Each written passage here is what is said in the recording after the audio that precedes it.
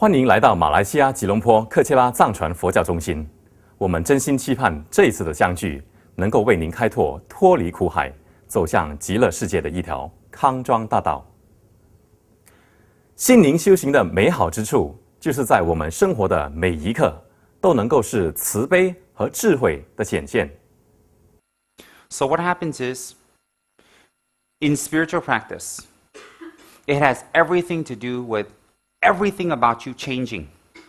And the beauty of it is, nothing changes.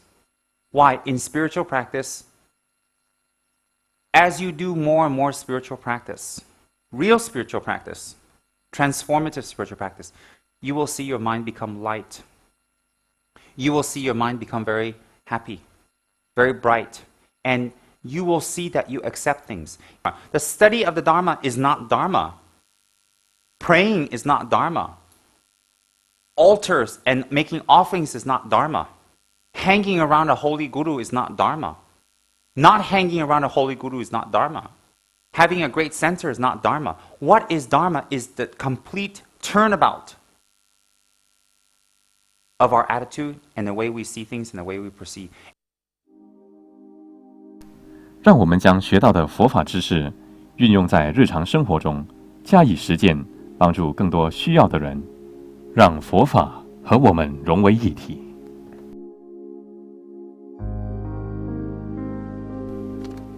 我们的传承上师给我们劝告说，进行4加行，比如水供，能使我们的修行变得强而有力，并可达到身心和合的修为。第一个加行就是打扫佛坛和它的周围，并设立一个有代表佛的身口意的佛坛。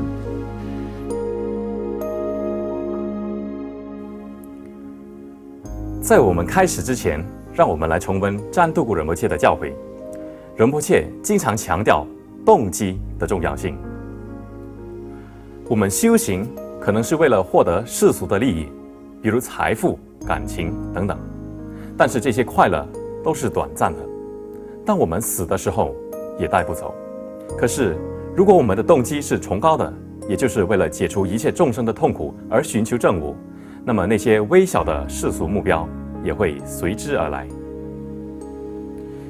如果我们的动机不是自私的，而是为了众生的快乐，那么我们修行的力量也会增强无数倍。这是一个传统式的佛坛，在家里布置一个祥和庄严的佛坛，并对佛菩萨进行供养，其功德无可限量。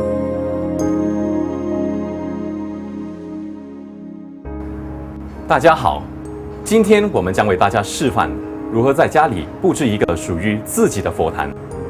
大家经常问到，佛坛适合摆放在家里的哪个地方呢？在这里，让我给大家一些建议。假如你的家里有一个比较宽敞的房间，那就在那里设立一个佛坛吧。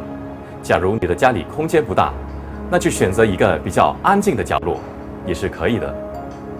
通常，当我们布置佛坛时，尽量避免摆放在靠近厕所或洗澡间的地方，这是对佛陀最基本的尊重。在升起了正面的动机之后，让我们开始净化佛坛和它的周围。在清洗时，我们观想着世界被净化了；在打扫时，我们观想所有随附的业力、痛苦和我执，一一的被清除掉。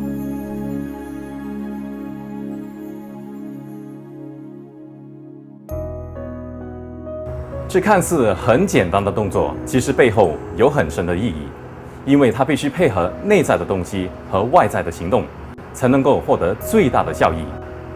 现在，让我们来选择一个干净合宜的地方，作为佛坛，来恭迎神圣的佛菩萨降临。当我们恭迎他的降临时，既表示将真实且活现的佛菩萨请回家，因此，为了表示对他的敬重，必须确保我们的住所干净且整齐。在供养时，以斋供为首选，例如水果和斋食，以及鲜花、香料和音乐等等。一个正统的佛坛应该拥有佛身的代表，比如一个佛像或者一个图像。一般来说，宗喀巴大师像和禅修可以带来深层的内在平和、清明，能够治愈忧郁症、平衡能量和为家庭带来和谐。如果我们根据格鲁派的传统而修行，那么宗喀巴大师像就可以是我们佛坛的重心点。当然，释迦牟尼佛亦是许多人喜爱供养的佛。接下来，我们在佛坛上摆放并供养一本佛经或佛书，它代表着佛陀的言语，也就是佛法或佛的智慧。佛经是最神圣的法物，因为它可以引领我们走向觉悟的正确方向。舍利塔代表着佛的心事，一座舍利塔象征着觉悟的心事。舍利塔可以装有伟大上师的舍利子，他们遗留下来的头发或衣物，以及上师加持过的米或者是小药丸等等，它可以诱发我们内在的潜能。我们越能把这些代表视为佛真正的身口意，那么我们能够得到的加持就更大。以爱、关怀和日常修习，我们的佛坛将能够成为一个非常强大的神圣磁场，加持这个环境，保护我们，并吸引一切美好的事物。以下是传统佛坛基本的摆设：左边一本佛经，中央一尊佛像，右边一座舍利塔。当然，我们亦可随着个人的喜好摆放不同的法物。佛教不推崇迷信，所以你可以随时移动或清扫佛坛。事实上，正确的供养方法是确保佛坛和它的周围打扫干净后，才进行供养和礼拜仪式。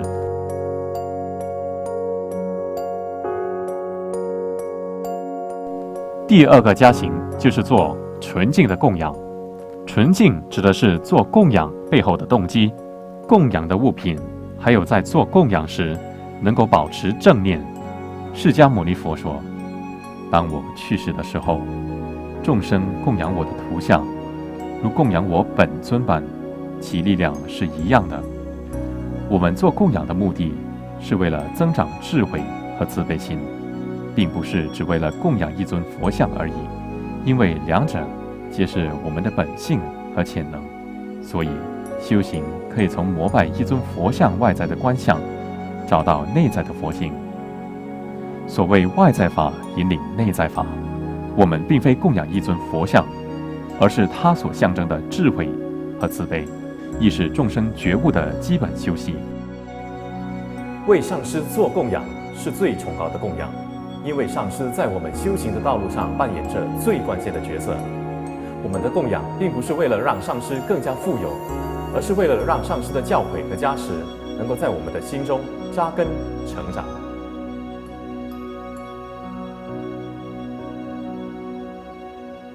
觉悟者来说，清水就是甘露，因此水供成了每个修行者最基本的修习作业。最为普及的水供可以分为7到8个碗之间，3个碗代表着我们的身与意，5个碗代表着我们的视、听、嗅、味、触5觉。使用金或银制造的容器为最佳首选，其次为黄铜及铜制，再来则是陶土、木质、钢铁和其他等等。我们从左边圣水至右边时，开始观想着它像甘露般，影映着彩虹般的亮光。当我们将水倒入碗里时，尽量一只手握着碗，另一只手将清水倒入，并口中念诵3遍 Om Ah Hum， 然后将水壶放下，再由另一只手继续提起另一个空碗，将之翻转。现在我们开始将清水从一个碗倒入另外一个碗里，一个接着一个，并同时念诵 Om Ah Hum。 像这样，我们一个接着一个向碗里倒水，从左到右，直到每一个碗中都装着清水为止。在这里向大家简单讲解 Om Ahom 的含义。Om 的意思是净化肉身，啊的意思是净化言语，而 Hom 则是净化心事。当我们在供养清水并念诵 Om Ahom 的时候，就有净化和加持该供养的效用。像之前示范的一样，从左到右，让我们将碗盛入水，直到8分满。碗和碗的距离即是1厘米的宽度。过少量的清水意味着我们疏于休息，过量则比喻我们对佛理的学习热忱只有3分钟热度，却无法精进。我们一样可以供养蜡烛，明亮的灯光代表着开启了智慧和迈向正悟的道路。点香则是为了净化供养物品和佛坛。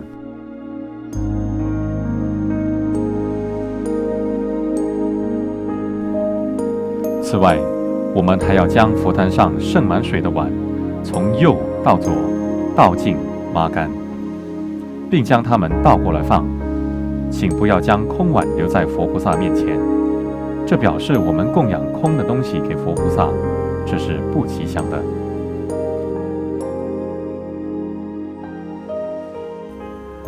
这是最基本的佛坛。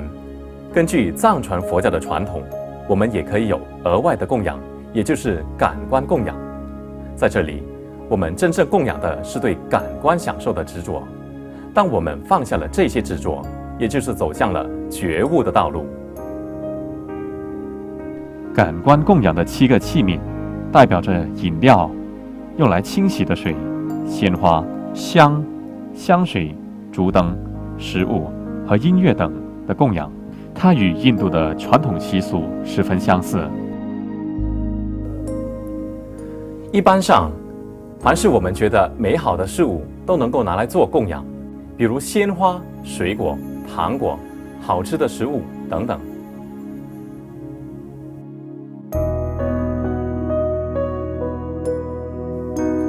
这些所谓的外在修行，比如做供养，其实是在培养我们的正念和增强我们的觉醒。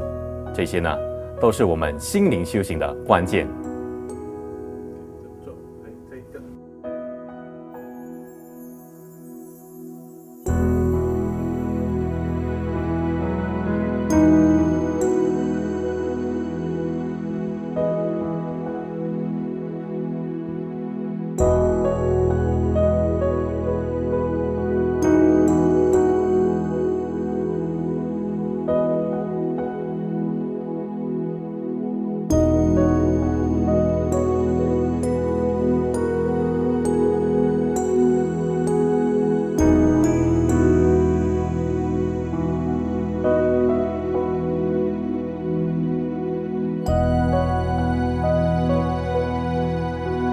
现在，我们开始寻求皈依和做大礼拜。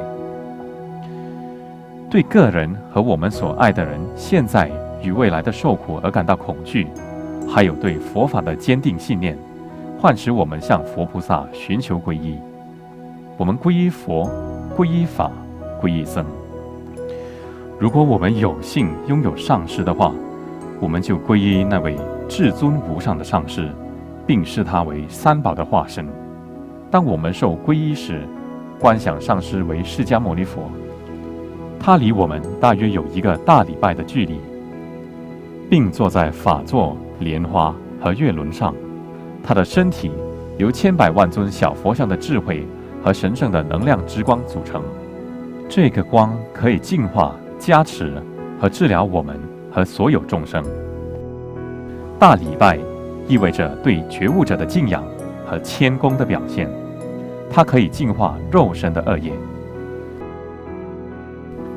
大礼拜可以分为2种，第一个是半礼拜式，配合着祈请文，我们双手合十，拇指屈入掌心里，然后移向顶轮，念诵南无咕噜贝，意即皈依上师。再来，把双掌移到前额，念诵南无布达亚，意即皈依佛。再把双掌移向喉咙前，念诵南无达玛雅，意即我向法寻求皈依。最后，我们把双掌移向心的位置，并念诵南无桑嘎亚，以及皈依僧。然后我们跪下，并把双手摆放在前方，将前额触地后赶快起来，以极快的速度站起来，意即可以尽早脱离轮回，离苦得乐，迈向正悟的道路。重复最少3次。在进行大礼拜时，我们需要重复皈依文，并双膝跪拜下地，身体全伏在地面，将双手推前，手指往上扬，前额触地，然后以最快的速度起身，重复最少3次。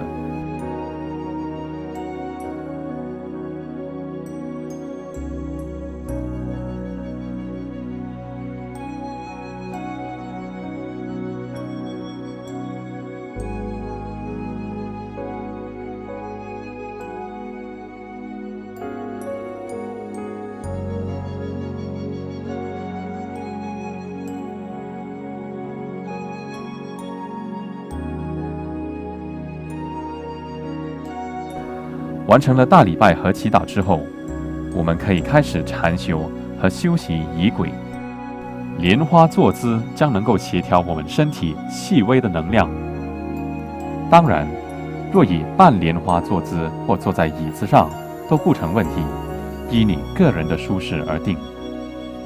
在我们打坐时，膝盖的水平应该低过臀部，肚子不应该压着，而是应该放松。我们的呼吸应该是顺畅的。总的来说，我们的坐姿应该让我们放轻松，但又不失去觉醒。把手放在离肚脐4根手指以下的地方，右手放在左手的掌心里，2根拇指碰在一起，背部尽量挺直，这将能让我们保持清醒，并能够把我们粗略和细微的能量聚集到中脉去。把双唇合上，把舌头顶着口腔上方，头部稍微向前倾，这将能保持我们中脉垂直的水平，并降低烦躁。双眼半开，往下方看，看着鼻梁的地方，双肩保持平衡，手部应该放松，手肘不应该碰到身体。先把右鼻孔闭上，然后用左鼻孔吸气3次，然后打开右鼻孔，呼气3次，把我们的执着排出去。接着进行交换，这样我们的心事将能够因为专注在吸气和呼气这个过程而平和下来。现在，让我们来修习各自的仪轨。它可以是上师给予我们的仪轨，如果没有的话，我们可以念诵自己喜好的仪轨、祈愿文和密咒。我们可以使用念珠来帮助计算念咒的数目。一般的念珠共有108粒珠子，并由莲花籽、菩提子、檀木、珍珠、水晶等其他材料制作而成。在这里，我们提供几段咒文给初学者。观世音菩萨心咒 Om Mani Padme Hum， 绿度母心咒 Om Tare Tutare Tore Soha， 宗喀巴大师心咒命美切为车前千瑞zik，居米堪别王婆将别样，杜崩马路将切上维达，感情给别所前宗喀巴，落上差别沙拉索瓦的和文殊菩萨心咒 Om Ara Baza Nadi， 药师佛心咒地亚达 Om Bekanze Bekanze Maha Bekanze Bekanze Ranja Samogadi Soha。每一回到了尾声，请记得做回向，并将我们种下的善因回向给佛菩萨以及所有众生，希望每一位众生都能够得到正悟。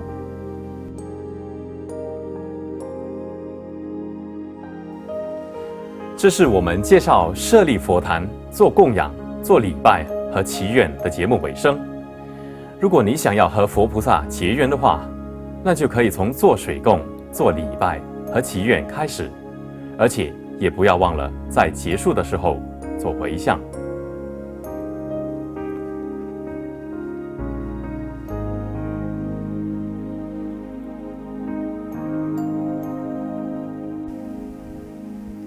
Where there's no Dharma, let there be the Dharma. Where there's a misunderstanding of Dharma, may we clear it. And when Dharma has not grown, may we make it grow.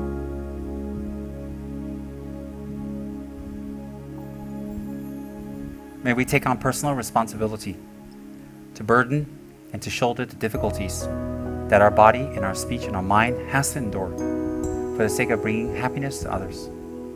May we never run away from burdens and difficulties, mental and physical, that we may be able to shoulder and take on the burdens, that others may be happy, and others may receive happiness, and others will always abide in happiness. When we come across a difficult road, may we always choose the more difficult path and not the simple path.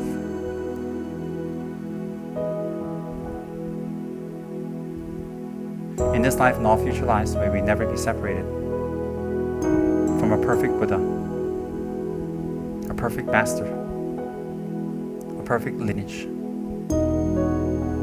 and always please the Buddhas by practicing.